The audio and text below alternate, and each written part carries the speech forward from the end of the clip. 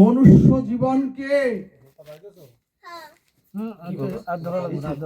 একটু কিছু বলা যায় কিনা দেখি।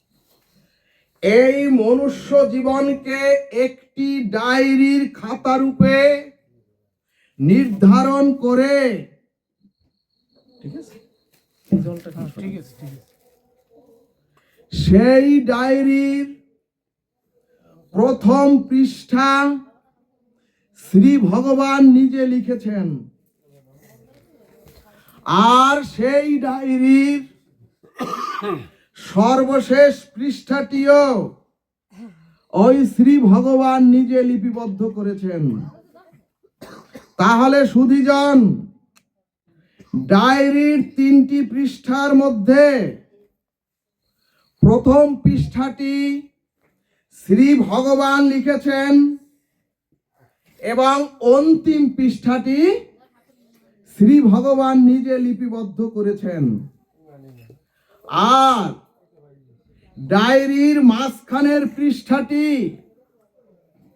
খালি রেখে অথবা মাঝখানের পৃষ্ঠাটি সাদা রেখে শ্রী ভগবান আপনাদের আমাকে অর্থাৎ মনুষ্য জীবকে লেখার জন্য নির্ধারণ করে সাদা পৃষ্ঠা রেখেছেন। ভক্তগণ, এখন এই মাঝখানের সাদা পৃষ্ঠায় আপনি কি লিখবেন? এখন এই মাঝখানের সাদা পৃষ্ঠায় আপনারা কি রচনা করবেন? সুধীজন, সেটা সম্পূর্ণ আপনার সত্তা এবং আপনার স্বাধীনতার উপর নির্ভর করছে। জয় নিতাই গৌর হরিবল। তাহলে সুধীজন, এই মনুষ্য জন্মটা বা মনুষ্য জীবনটা যদি একটি ডায়েরির একটি খাতা হয়, তাহলে প্রথম পৃষ্ঠাটা অর্থাৎ জন্মটা শ্রী ভগবান লিখেছেন, আর জন্মটা অর্থাৎ আমি কোথায় এবং কিভাবে জন্ম নেব, অর্থাৎ সুধীজন, সেটা কি পশু কুলে, অথবা সেটা কি মনুষ্য কুলে, অথবা সেটা কি বৃক্ষ কুলে, অর্থাৎ আমি কোথায় কিভাবে কি রূপে এই চরাচরে আসব, আমার জীবন খাতার প্রথম পৃষ্ঠায় শ্রী ভগবান সেটি লিপিবদ্ধ করেছেন। আর শেষ পৃষ্ঠা মানে ওগো আপনার আমার মৃত্যুটাও ভগবান লিখেছেন, অর্থাৎ কবে কোথায় এবং কিভাবে আপনার আমার মৃত্যু হবে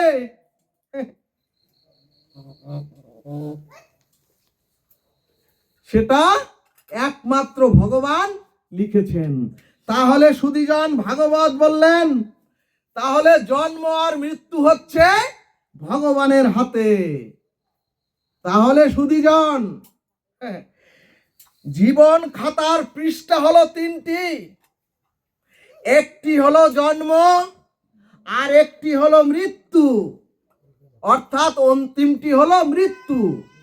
আর মাঝখানের যে সময়, মাঝখানের যে জীবন, সেই জীবন কি আপনি আমি উদ্ধার করব? সেই জীবন কি আমি স্খলিত পতিত করব?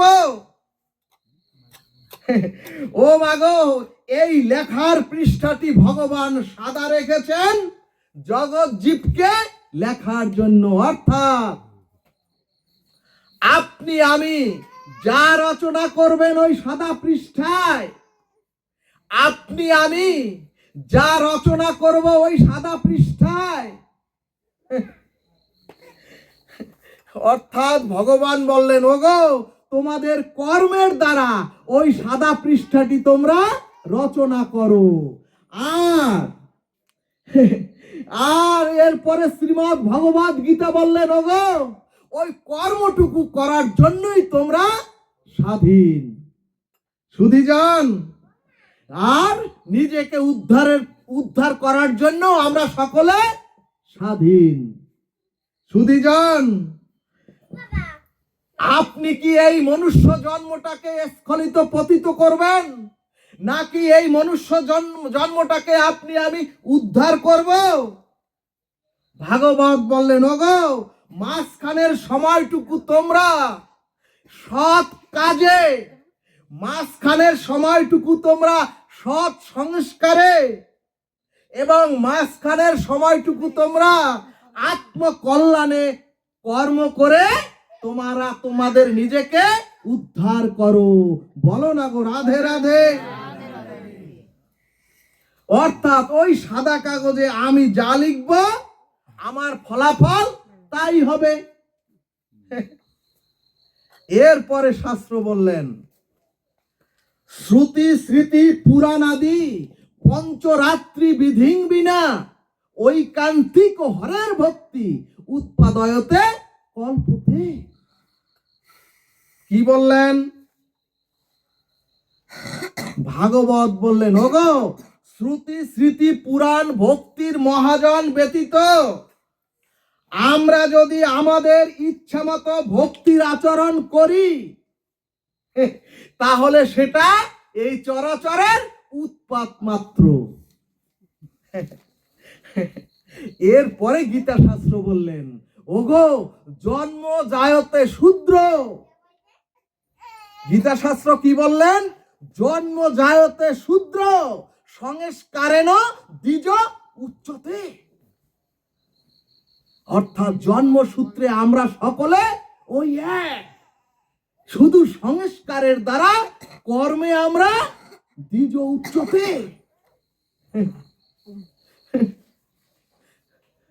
ভাগবত বললেন এরপরে, ওগো জন্মের পরে আমাদের পূর্ব জন্মের যে স্বভাব, সেই স্বভাবই সংস্কারে রূপ নেয়। আর স্বভাব এবং সংস্কার অনুযায়ী আমরা প্রত্যেকে এই চরাচরে সেই গতিপথে চলতে বাধ্য হই।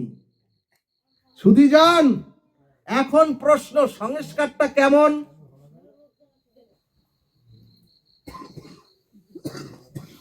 এখানে ভাগবত বললেন, ওগো একটি তত্ত্ব কড়াইতে খাঁটি দুগ্ধ কিছুক্ষণ জাল দিলে ওই খাঁটি দুগ্ধের উপরে দেখবেন একটি দুধের স্বর পড়ে। এরপরে ওই দুগ্ধকে আরো কিছুক্ষণ উনুনে রাখলে ওই স্বরের উপরে দেখবেন হস্তরেখার মতো কিছু দাগ পড়ে যায়।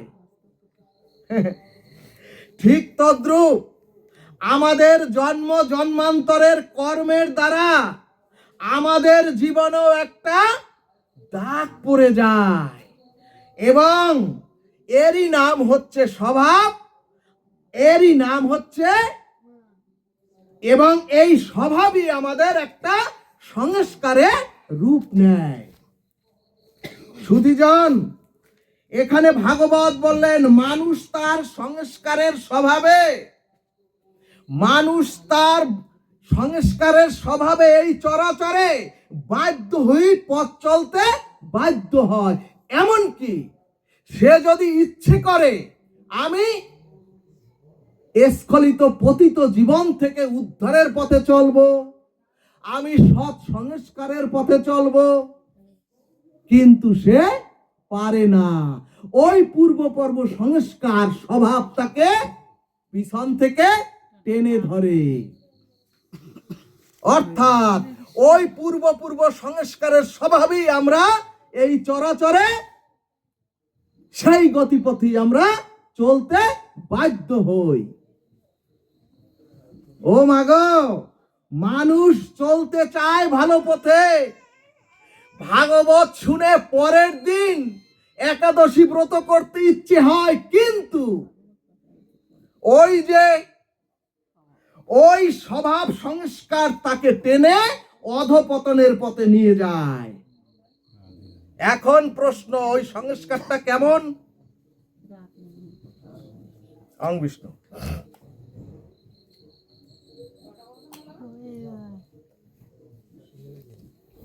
এখানে চৈতন্য ভাগবত দৃষ্টান্তে বললেন, এখনই মায়ের গর্ভ থেকে যদি একটি শিশু ভূমিষ্ঠ হয়, এক্ষুনি যদি কোনো মায়ের গর্ভ থেকে কোনো ভূমিষ্ঠ শিশু হলো, এবং এ জগতের কোনো শিক্ষা, বিদ্যা শিক্ষা তো ওই শিশুকে কেউ দেয়নি, কিন্তু সদ্যজাত ভূমিষ্ঠ শিশুটি মায়ের দুধ টেনে যে খেতে হয়, ওই বিদ্যা শিক্ষা ওই শিশুকে কে দিল?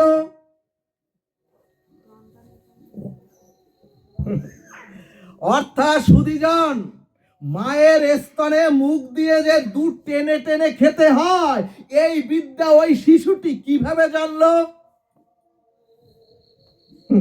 ভাগবত বললেন, ওগো, বহু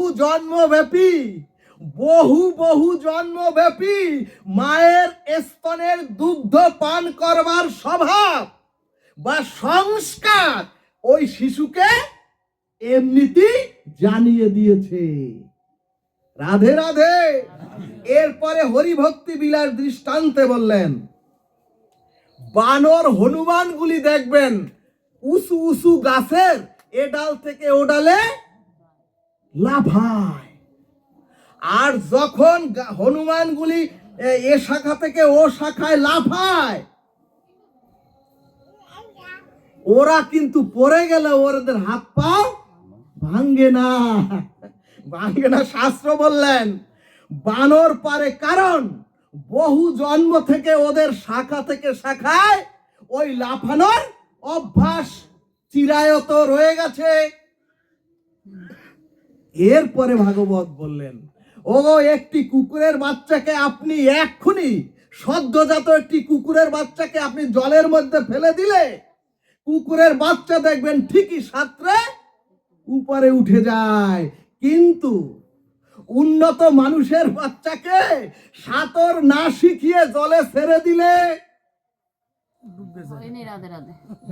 রাধে রাধে হয়ে যাবে, অর্থাৎ ও ডুবে মরে যায়। ঠিক তদ্রূপ আমরাও বাধ্য হই পূর্ব সংস্কার অনুযায়ী চলতে। এখানে সর্ববেদান্ত সার অমল পুরাণ ভাগবত বলেন, ওগো ভক্তি ভজন তাকেই বলে। ও বাবা, ওই সংস্কার তো আপনাকে আমাকে কামনা বাসনা ভোগ আসক্তির অন্ধকারের পথে টেনে নেবেই।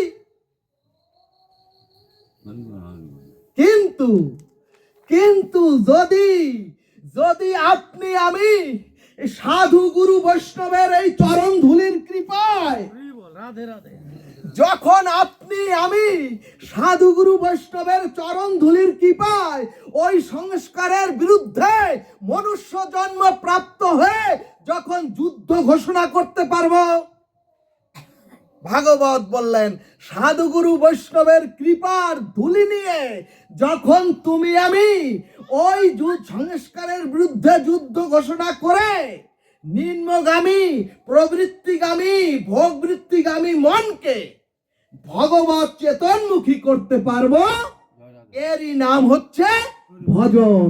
জয় নিতাই গৌর হরিবল। ভাগবত বললেন আমি আপনি তো বাধ্য হই পূর্ব সংস্কারের দ্বারা নিচে নামতে চাবো, কিন্তু যেদিন মানুষ তার স্বভাবজাত সংস্কারের বিরুদ্ধে যেদিন যুদ্ধ ঘোষণা করতে পারবে এবং যেদিন আত্মকল্যাণ আর উদ্ধারের চেষ্টায় ভোগ প্রবৃত্তির বিপরীত গামী মানুষ হতে পারবে, এর নাম হচ্ছে ভজন। ও বাবা, ধর্ম মানে শুধু আচার অনুষ্ঠান উৎসব আর উৎসবে মেতে থেকে হই হুল্লোড় নয়। ভাগবত বললেন ধর্ম করে যদি সত্তা পোষণ না হয়, সত্তা মানে আত্মা, সত্তা পোষণ না হয়, যদি অসৎ নিরোধ করে আপনার গতি ঊর্ধ্বমুখী উচ্চমুখী না হয়, সেটা কোনো ধর্মই নয়।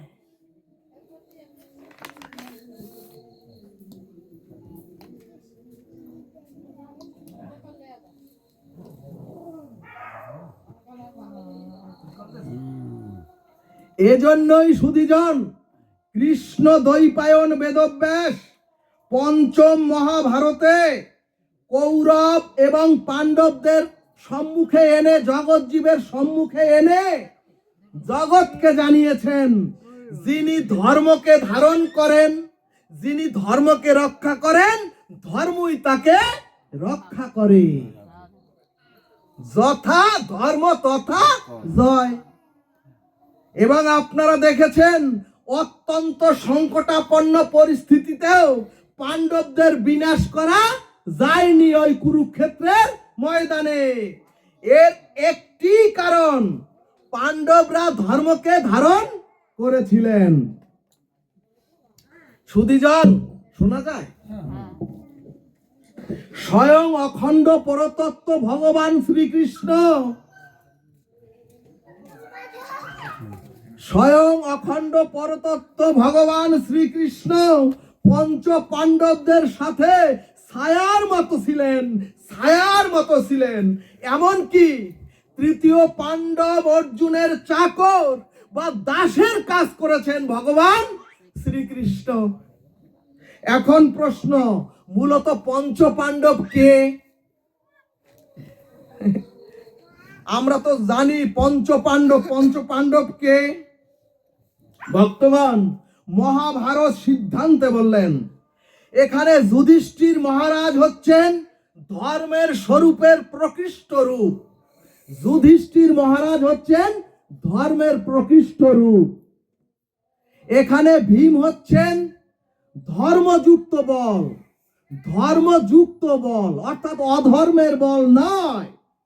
মহাভারত বললেন ওগো ধর্ম ন্যায় সত্য আদর্শের বলের প্রতীক হচ্ছেন ওই ভীম। আর অর্জুন হচ্ছেন জীবাত্মার প্রতীক, নকুল হচ্ছেন বুদ্ধির প্রতীক, আর সহদেব হচ্ছেন অনিন্দ সুন্দর অর্থাৎ সুন্দরের প্রতীক। শাস্ত্র সিদ্ধান্ত দিলেন যদি আপনার সাথে ধর্ম থাকে, যদি আপনার সাথে ধর্মযুক্ত বল থাকে, ধর্ম থাকে যুধিষ্ঠির, ধর্মযুক্ত বল ভীম থাকে, আর যদি আপনি ধর্ম বুদ্ধি সম্পন্ন হন, আর যদি আপনার ভিতরে ধর্মীয় শুদ্ধতার সদাচারও থাকে, সুধীজন কথা কয়টা বুঝতে পেরেছেন কিনা? যদি আপনার সাথে ধর্ম থাকে, যদি আপনার সাথে ধর্মযুক্ত বল থাকে, অধর্মের বল নয়, আর যদি আপনার সাথে ভিতরে ধর্মীয় শুদ্ধতা সদাচার থাকে, তাহলে সেই জীব সত্তার ভার ভগবান নিজে গ্রহণ করেন। জয় নিতাই গৌর হরি বল। সুধীজন এরপরে মহাভারত সিদ্ধান্তে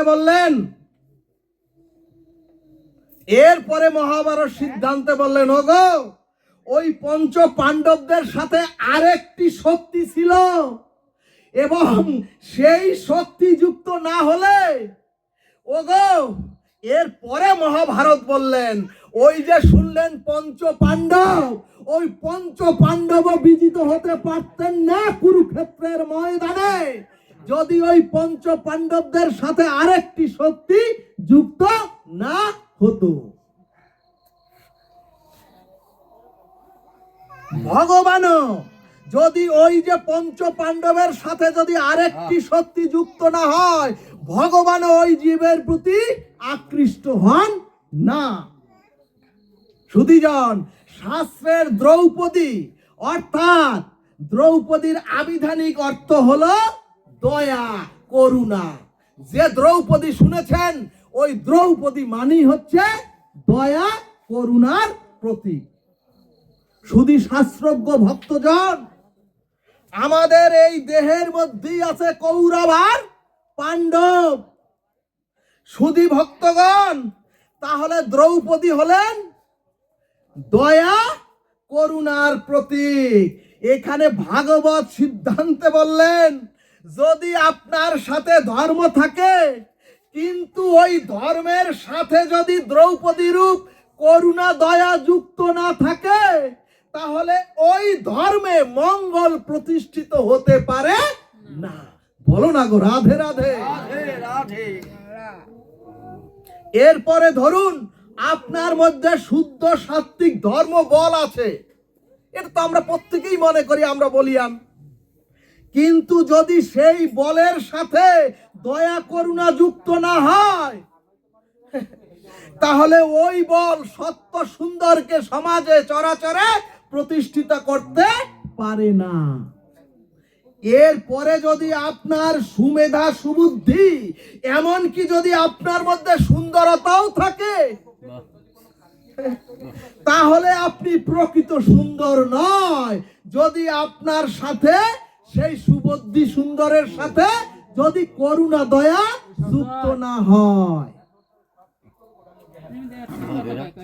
অর্থাৎ শাস্ত্রের নিগূঢ় তত্ত্ব হলো দ্রৌপদী রূপ দয়া করুণা পঞ্চ পাণ্ডবদের সাথে ছিল বিধায় কুরুক্ষেত্রের ময়দানে ধর্ম বল মেধা বুদ্ধি বিজয়ী হয়েছে কুরুক্ষেত্রের যুদ্ধে। জয় নিতাই গৌর হরিবল।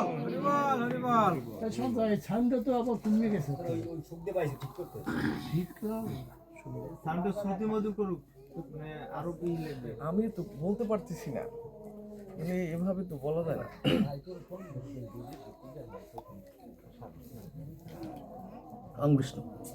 এই কারণেই ভাগবত বললেন, যদি জীবের দুঃখে, যদি একজন জীবের দুঃখে আপনার হৃদয় না কাঁদে,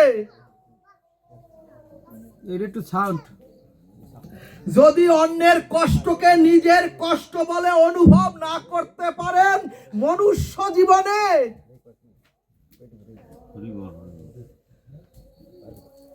যদি পরের বিপদকে নিজের বিপদ মনে না করতে পারেন, অর্থাৎ এই দয়া করুণা যতদিন আপনার মধ্যে না আসবে,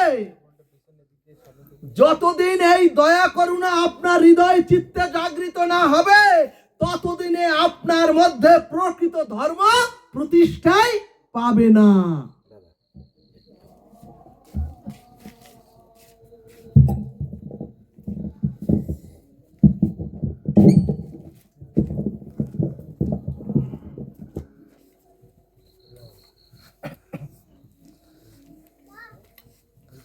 এটা ঢিল দে, এখন যায়।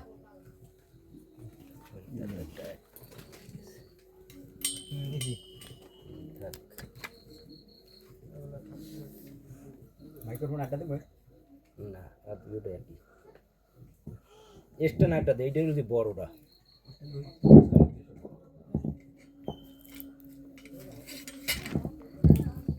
সকলকে ধর্মপথে না নিয়ে আসতে পারেন, আপনার সুগন্ধি ওই ঘরে প্রবেশ করবে না। সুধীজন সনাতনী যুবক যুবতীদেরকে জিজ্ঞেস করলে বলতেই পারে না, বিভ্রান্ত হয়ে যায়। বলে পঞ্চ পাণ্ডব 5 জনের স্ত্রী একা হয় কি করে? সুধীজন, পঞ্চ পাণ্ডবের স্ত্রী দ্রৌপদী, এর প্রকৃত অর্থ হলো ধর্ম, বল, মেধা, বুদ্ধি আর সুন্দর। এই 5টি গুণ শক্তির সাথে সুধীজন ধর্ম, বল, মেধা, বুদ্ধি আর সুন্দর, এই 5টি গুণ শক্তির সাথে দয়া করুণা যদি যুক্ত হয়, তাহলেই তারা বিশ্বজয়ী হয়ে মহাপ্রস্থানের পথে চলে যায়। বলমন রাধা কৃষ্ণ প্রীতি প্রেমানন্দে হরি হরি বলমন।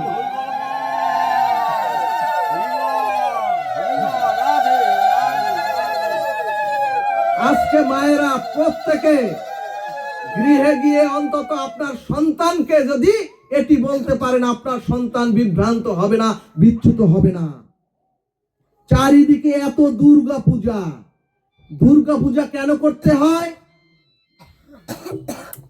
সুধীজন, দুর্গা পূজা করতে হয় আসুরিক ভাবকে দমন করে আসুরিক ভাবকে দমন করে বিবেক জাগৃত করবার জন্য। কিন্তু সুধীজন, এত যাগযজ্ঞ, কিন্তু মাগো এত পূজা পার্বণ, এত লাইট প্যান্ডেল আর এত মনোহরী সামগ্রীতে সবকিছু একেবারে রাজসিক হয়ে যাচ্ছে। আমাদের আসুরিক ভাবও যাচ্ছে না, আর বিবেকও জাগৃত হচ্ছে না। অর্থাৎ আমাদের চেতনার উন্মেষ ঘটছে না। সুধীজন, দুর্গা শব্দ থেকে দুর্গ শব্দ থেকে দুর্গা শব্দ নিষ্পন্ন হয়েছে। অর্থাৎ দুর্গ মানে যেখানে অবস্থান করলে সমস্ত ভয়, যেখানে অবস্থান করলে সমস্ত শত্রু হতে রক্ষা পাওয়া যায়, এর নাম হচ্ছে দুর্গ।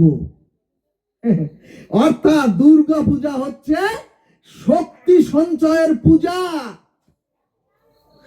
অর্থাৎ দুর্গা পূজা হচ্ছে মনুষ্য শক্তি, দুর্গা পূজা হচ্ছে যুব শক্তি, জনশক্তি, বিদ্যা শক্তি আর ভক্তি শক্তি একত্রিত করে সমাজ থেকে আসুরিক ভাবকে দমন করে সমাজের দুর্গতি নাশ করে সমাজের কল্যাণ করাই হচ্ছে দুর্গা পূজার একমাত্র কাজ।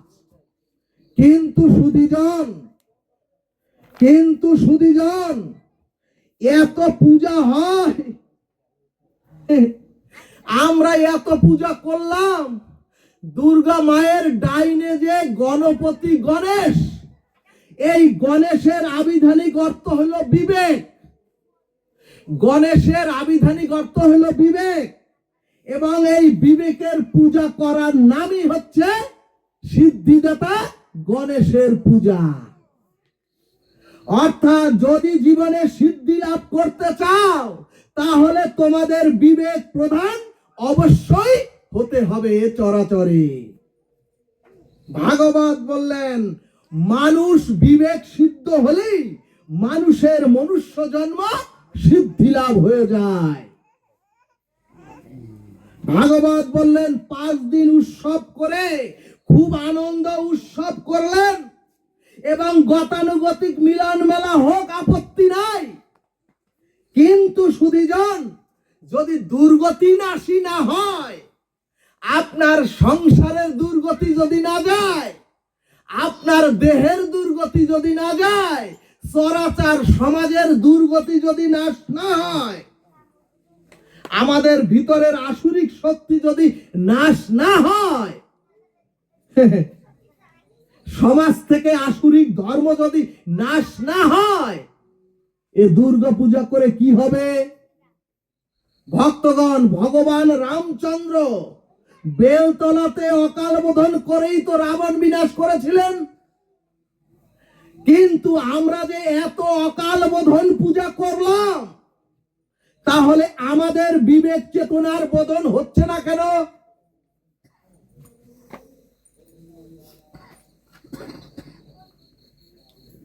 ভাগবত বললেন, যদি বিবেক চেতনা আত্মবোধ না জাগে, তাহলে এই পূজা দ্বারা কোনো কালই দুর্গতি নাশ হবে না, বরং উল্টো দুর্গতি এসে তোমার জীবনে ভর করবে। দ্বিতীয়ত, সমাজ পরিবর্তন করতে হলে বিবেক চেতন হলেই তো হবে না। আমি খুব বিবেক চেতন হলাম, ওই ভালো মানুষের সাথে সমাজের কল্যাণ করতে হলে সমাজে তো চিকিৎসালয় করতে হবে, সমাজের কল্যাণ করতে হলে বিদ্যালয় করতে হবে, সমাজের কল্যাণ করতে হলে আত্মমানবতার সেবায় মন্দির নির্মাণ করতে হবে, এরকম ভাগবত অনুষ্ঠানাদি করতে হবে। এই কারণেই গণেশের পাশে আছে লক্ষ্মী দেবী। সুধীজন, লক্ষ্মী হচ্ছেন ঐশ্বর্যের প্রতীক, অর্থাৎ পৃথিবীর মঙ্গলময় সমাজ সেবা। ওগো, পৃথিবীর যদি মঙ্গল করতে চান, সমাজ সেবা করতে চান, অর্থ ছাড়া তো হবে না। এখানে লক্ষ্মী দেবী বলে দিলেন, তবে সৎ পথের আয়ের অর্থ চাই। অসৎ পথের আয়ের অর্থ দিয়ে জগতের কোনো কল্যাণ হয়নি আর হবেও না। এরপরে শাস্ত্র বললেন, ভালো মানুষ হলো, এরপরে অর্থ হলো এবং জ্ঞানীও হলেন আপনি। জায়গা মন্দির জাতি এমন কি মা বোন রক্ষা করতে তো আমি পারবো না, যদি যুব শক্তি সমাজের মঙ্গলে এগিয়ে না আসে। এই কারণেই আছেন যুবরাজ কার্তিক। কিন্তু যাদের জন্য এই ভাগবত, সেই যুব শক্তি ভাগবত আসরে আসেও না আর শোনেও না। ভক্তগণ, সমীক্ষায় দেখা গেছে এখন প্রায় 40% যুবক যুবতী রাত জেগে নেট ঘাঁটতে ঘাঁটতে প্রত্যেকটা সনাতনী হিন্দু নরনারী সন্তান মানসিক বিকারগ্রস্ত হচ্ছে আর রাস্তায় রাস্তায় বিচরণ করিতেছে। ভাগবত বললেন, যে জাতির যুব শক্তি আত্মচেতনায় জাগৃত হয় না, সে জাতির মেরুদণ্ড একেবারে ভেঙে যায়। এজন্যই ভাগবত সিদ্ধান্ত বললেন, ওগো ভালো মানুষ প্লাস সৎ অর্থ প্লাস ধর্মীয় বিদ্যা এবং আত্মচেতনায় জাগৃত যুব শক্তি একত্রিত হলেই দুর্গতি নাশিনী দুর্গা সৃষ্টি হয়ে সমাজ দেহের আসুরিক শক্তি বিনাশ হয়। জয় নিতাই গৌর হরিবল।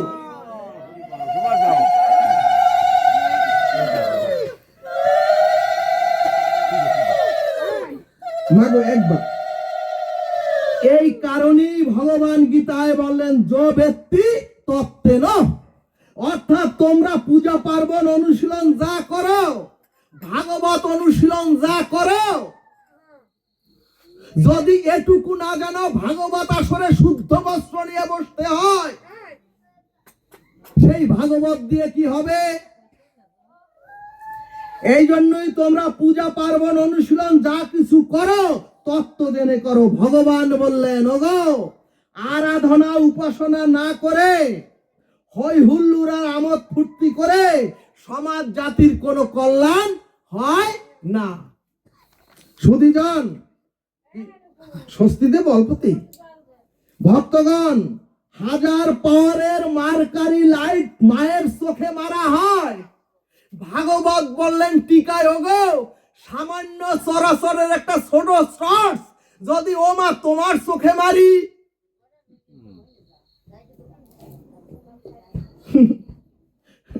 ভাগবত বললেন, ওগো এটাকে পূজা আরাধনা বলে না। সুধীজন, পূজা তো করতেই হবে, অর্থাৎ প্রতিটা পুজোয় যদি একটু এই ভাগবত হতো, অর্থাৎ কনসার্ট গান বাজনা নৃত্য না হয়ে যদি প্রতিটা পুজোয় গীতা ভাগবতের পর্যালোচনা হতো, তাহলে জানতো মহাপ্রভু যুবক যুবতীদের নৃত্য করতে বলেছেন একমাত্র হরি নামে। বলো না গো রাধে রাধে। সবশেষে মায়ের যাত্রা মঙ্গলের আগে, ও মা একটু গ্রাম তো, সবশেষে মায়ের মানে দুর্গা মায়ের যাত্রা মঙ্গলের আগে অথবা দর্পণ বিসর্জনের আগে মায়ের কপালের প্রসাদী সিঁদুর নিতে হয় প্রত্যেক সধবা মায়ের ললাটে। কিন্তু প্রতিমা বাহিরে নামালে অথবা দর্পণ বিসর্জনের পরে তখন কেবলমাত্র ওই প্রতিমা না, তখন মাত্র খড়কুটা। এখানে ভাগবত বললেন, ওগো যে সিঁদুর একজন সতী নারী রক্ষা কবচ, সেই সিঁদুর নিয়ে এখন সনাতনীরা খেলা শুরু করেছে। কাকে বুঝাবেন? ভাগবত সিদ্ধান্ত দিলেন, শাখা সিঁদুর হচ্ছে সনাতনীদের ঐতিহ্য, যাহা একমাত্র বৈকুণ্ঠের চিহ্ন, একে খেলার জিনিস বানাবেন না। ভাগবত বললেন, ওগো, এক বিন্দু সিঁদুর মাটিতে পড়ে গেলে সেই সিঁদুর নারীর আঁচল দিয়ে যদি শ্রদ্ধায় তুলে না নেওয়া হয়, যতটুকু সিঁদুর নষ্ট করা হবে অবহেলায়, ততটুকু স্বামীর আয়ু কর্তন হয়ে যাবে। এমনকি সুধীজন, বিশেষ কয়টা দিন ছাড়া মায়েরা যদি শূন্য সিথি রাখেন, এখন দেখা যায় কি, বিশেষ কয়টি দিন ছাড়া মায়েরা যদি শূন্য সিথি রাখেন, আর যদি স্বামী সেই শূন্য সিথির দিকে একবার তাকায়, ভাগবত বললেন, ওগো, স্বামী যতটুকু সময় ওই সিথির দিকে তাকাবে, শূন্য সিথির দিকে, ততটুকু সময় তার ওই স্বামীর আয়ু কাটা যাবে। কাজেই মায়েরা একটু সাবধানী হবেন। আমরা তো অনেক দিন থেকে হরিনাম করছি, হরিনাম শুনছি, আমরা তো সাধু সঙ্গ করছি, আবার অনেকেই তীর্থ গাতাগতি করি, এত করে আমাদের মধ্যে ভিতরের রোগ সারছে না কেন? একটু বলি, বিশ্রামে যাই, কেন সারছে না? এখন জানতে হবে আমাদের মূল রোগটা কি। সুধীজন, এখন আমি পাঠ করতে বসেছি, আমি পাঠক, আপনারা শুনতে বসেছেন, আপনারা শ্রোতা। একটু আগে মা যে পূজা দিলেন, মা পূজারী, যখন পূজা করেন তিনি পূজারী, আর যিনি তুলসী কীর্তন এবং হরিনাম কীর্তন করেন তিনি হচ্ছেন কীর্তনিয়া। এখন প্রশ্ন, এই কীর্তন পূজা পাঠের বাইরে আমি যে ব্যবহারিক অথবা সংসার জগতে চলাফেরা করি, সেখানে আমার এই ভাবটা, সেখানে আমার এই স্বভাবটা কাজ করে তো? সুধীজন, বুঝাতে পেরেছি? আমি এখানে পাঠক হয়ে যে ভাবাবিষ্ট হয়ে বসেছি, আপনারা শ্রোতা হয়ে যেভাবে হরিকথা শ্রবণ করছেন, এবং আমরা হরিনামে আবিষ্ট হয়ে যেভাবে হরিনাম করি, যে বাবা তুলসী আরতিটি করলো, কার না চোখে জল এসেছে? যে ভাবাবিষ্ট হয়ে আমরা করি, আমাদের এই আবিষ্ট ভাবটা বাহিরে অথবা সংসারের ব্যবহারে থাকে তো? সুধীজন, নাকি পুজোর সময় শুধুই পূজারী, নাকি পাঠকের সময় শুধুই আমি পাঠক, আর ব্যবহারের সময় যদি হই আমি অন্যজন? আমার ব্যবহারে স্ত্রী পুত্র পাড়া প্রতিবেশীর সাথে যদি পাঠকগিরির ভাবটা না থাকে, কয়েকটি ছেলে মেয়ে এখানে এসে প্রণতি জানালো, কিন্তু এই প্রণতিটা গৃহ মন্দিরের সুপ্রভাতে যদি পিতামাতার চরণে না যায়, এখন আপনারা শান্ত শ্রোতা হয়ে হরিকথা শ্রবণ করছেন, কিন্তু এখান থেকে বাইরে অথবা সংসারের ব্যবহারে এই শান্ত ভাবটা থাকে তো? আপনাকে জানতে হবে, যদি এই শান্ত ভাব না থাকে, যদি ভাগবত শুনে পাড়া প্রতিবেশীর সাথে শুদ্ধ আচরণ না থাকে, যদি ভাগবত শ্রবণ করে গুরুজনদের চরণে প্রণতি না জানাতে পারেন, পিতামাতার চরণে প্রণতি না জানাতে পারেন, যদি সুমিষ্ট কথাবার্তা না আসে, জানতে হবে এতদিন সাধু সঙ্গ সফল হয়নি, এবং আপনার মূল রোগের গায়ে হাত পড়েনি। আর এখানের ভাবটা যদি সংসারের সমাজে পূজারী কীর্তনিয়া শ্রোতা ভাবটা বজায় থাকে, তাহলে জানবেন আপনার পুরো রোগ সেরেছে এবং সাধু সঙ্গ সার্থক হয়েছে। জয় নিতাই গৌর হরি বল।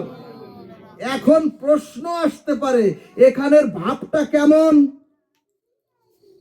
ভাগবত বললেন, এখানে সাধু সঙ্গে ভাগবত আসরে আমরা যে নারী পুরুষ সব একত্রে বসলেও কিন্তু কারো মনে কোনো বিকারগ্রস্ত বা বিকার জন্ম নিচ্ছে না। তার মানে এখানের ভাবটা, অর্থাৎ পরনারী স্ত্রী অথবা মা বোনেরা পাশে বসতে থাকলেও তাদের প্রতি আমাদের যে মাতৃভাব, এখানে তো আমরা শান্ত সমাহিত সুমিষ্ট ব্যবহারে সকলে আছি শান্তভাবে, কিন্তু এখান থেকে উঠে গিয়ে সংসারে যদি আপনার এই ভাবটা বজায় থাকে, তখনই জানবেন এতদিনে সাধু সঙ্গ হরিনাম সব সার্থক হয়েছে। কিন্তু সুধীজন, এক বৃদ্ধ মাঝি তার যুবক সন্তানকে শীতের কুয়াশার সন্ধ্যায় বৃদ্ধ মাঝি তার সন্তানকে বলছেন, ওরে আমি নৌকার হাল ধরছি আর তুই নৌকার বইটা তুই বা, মানে ওকে বাওয়ার জন্য বলছে। ভোরবেলা বৃদ্ধ মাঝি সারা রাত্র ওই ছেলে বইটা বেয়েছেন আর বৃদ্ধ বাবা হাল ধরে রেখেছেন, যুবক ছেলে নৌকা বেয়েছেন। ভোরবেলা বৃদ্ধ মাঝি জিজ্ঞেস করছে, ও খোকা, নৌকা কত দূরে গুলো? খোকা বলছে, ও বাবা এত সর্বনাশ, দেখো নৌকা যে ঘাটে ছিল সেই ঘাটই রয়ে গেছে। বৃদ্ধ বলছে, হারামজাদা, সারা রাত্র তুই যে দাঁড় বাইলিয়ে আমি যে হাল ধরে রাখলাম। খোকা বলছে, ও বাবা, নৌকার নোঙ্গরি তোলা হয় নাই, অর্থাৎ গ্রাফি বাধা ছিল, সেই গ্রাফিটাই তোলা হয় নাই। ঠিক তদ্রুপ সাধু সঙ্গে হরি কথা শুনে যদি আপনার স্বভাবের গায়ে হাত না পড়ে, শুদ্ধ সঙ্গ করে যদি আপনার পিতামাতার প্রতি শুদ্ধ ব্যবহারে যদি শুদ্ধতা না আসে, হরি কথা শুনেও যদি আপনার পাড়া প্রতিবেশীর সাথে ব্যবহারে সমাজে যদি সেই শুদ্ধ সাত্ত্বিক ভদ্রতা না থাকে, ভাগবত বললেন, তাহলে জানবেন সাধু কথা আর সাধু সঙ্গ কোনো কাজে আসেনি। সুধীজন, মন্দিরে গিয়ে এত ধূপ প্রদীপ এত জ্বালালাম সারাটা জীবন, অর্থাৎ যে মন্দির ইট বালু সিমেন্ট দিয়ে মিস্ত্রি করেছেন, একজন মিস্ত্রি দিয়ে আমরা করেছি, সেই বিগ্রহের সামনে আমরা প্রদীপ জ্বেলে আরতি করি আর কান্না করি। কিন্তু যে দেহ মন্দির ভগবান নিজে করেছেন, সেখানে যদি নেশা বিড়ি তামাক তুলি, তাহলে জানবেন আপনার স্বভাবের গায়ে হাত পড়েনি আর আপনি ধার্মিক নন। ভক্তগণ, কষ্ট পাবেন না, যদি একজন শুদ্ধ সাত্ত্বিক হয়ে যান, তাতেই সার্থকের ভাগবত আসর। ভাগবত মানুষকে সংশোধন করে, ভাগবত মানুষকে ভদ্র করে, ভাগবত মানুষকে সুসংস্কার করে, দিব্য কান্তি দেহ তৈরি করে নিত্য ধামে পৌঁছে দেয়। জয় নিতাই গৌর হরি বল। ও বাবা, ভগবান শিব হচ্ছেন বৈষ্ণবানান যথা শম্ভু, সেই শিব পূজায় যদি নেশা ব্যবহার করি, কিসের ধর্ম করলাম? আমাদের বুঝতে হবে, যিনি মহাযোগেশ্বর, যিনি সত্যম শিবম সুন্দরম, এবং যিনি সদা সর্বদা পঞ্চমুখে ভগবানের নামে যিনি ধ্যানে মগ্ন, তাকে দিচ্ছি আমরা নেশা। এই জাতিকে বোঝানো গেল না, এবং হিন্দু শাস্ত্রের কোথাও এসব কথা লেখা নাই। এরপরে সুধীজন, আমরা কোন হিন্দুদের মন্দিরে অমেদ্য পেঁয়াজ রসুন তুলি না। হিন্দুর কোন মন্দিরে, গৃহ মন্দিরে তোলেন না।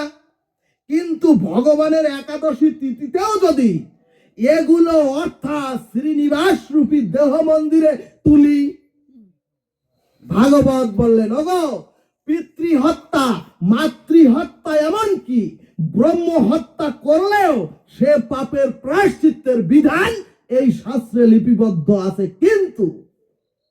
কিন্তু সুধীজন, যদি জেনে শুনে কোন সনাতনী হিন্দু নরনারী যদি জিহ্বার লালসায় একাদশীতেও পঞ্চশস্য খায়,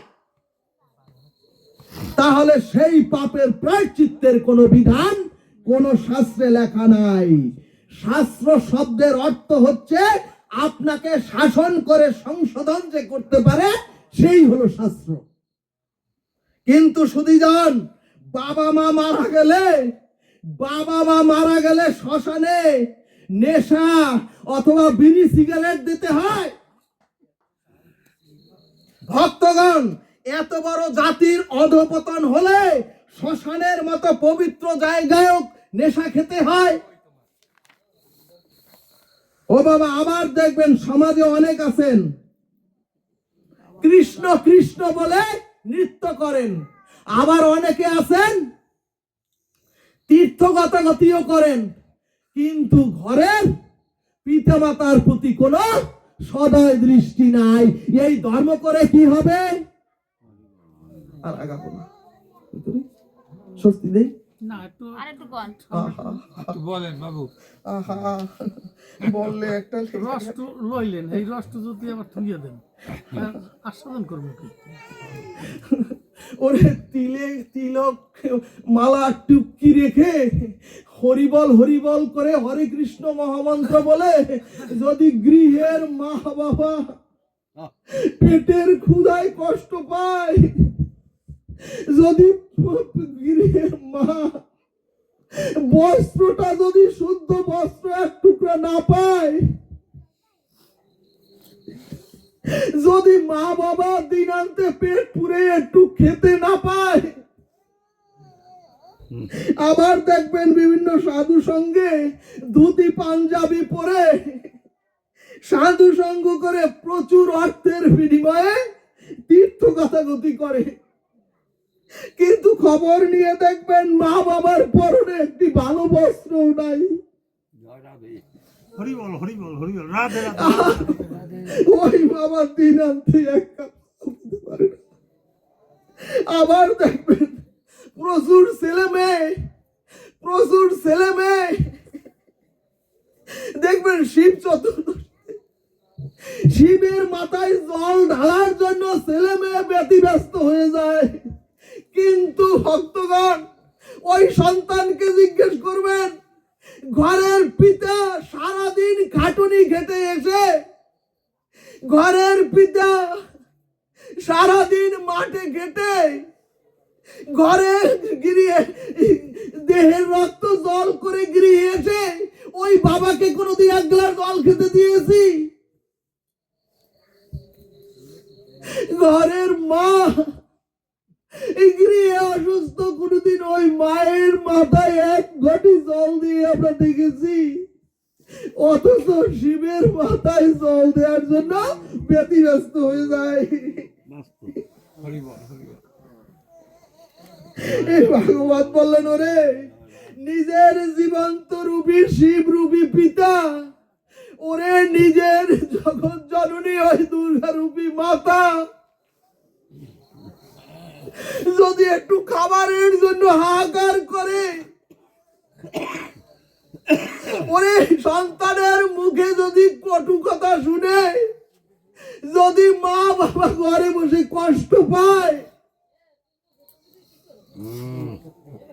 আর যদি একটু খাবারের জন্য সন্তানের মুখের দিকে ওই মা বাবা তাকিয়ে থাকে, ওরে জীবন্ত গর্ভধারিণী মা যদি না পায় সন্তানের মুখে দুটি ভালো কথা, ভাগবত বললেন ওই শিবের মাথায় জল দিলে কি হবে?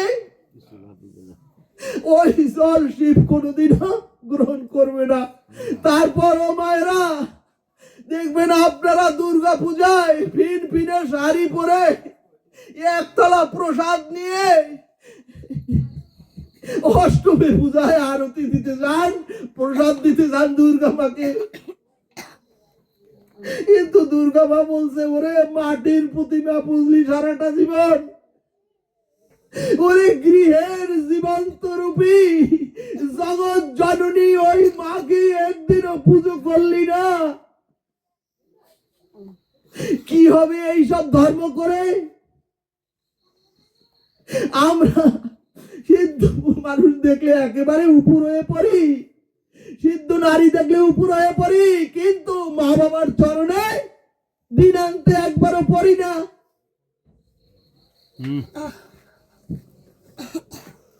ও মা গো, আর বুঝি এ জন্মে মাকে বাবাকে প্রণাম করা হলো না। ও মা গো, আর যদি কোনো কালে, আর যদি কোনো জন্মে মানব জন্ম পাই, ও মা গো, সেদিন যেন তোমার কোলে, তোমার বুকের দুগ্ধ পানে বদনে হরি হরি বলতে বলতে যেন চির মুক্তি পাই।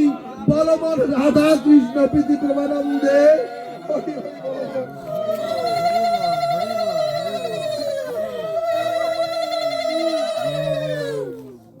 রাধে রাধে রাধে রাধে। ওরা দেখলে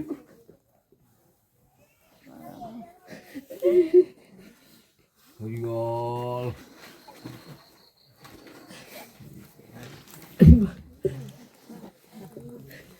জয় রাধে।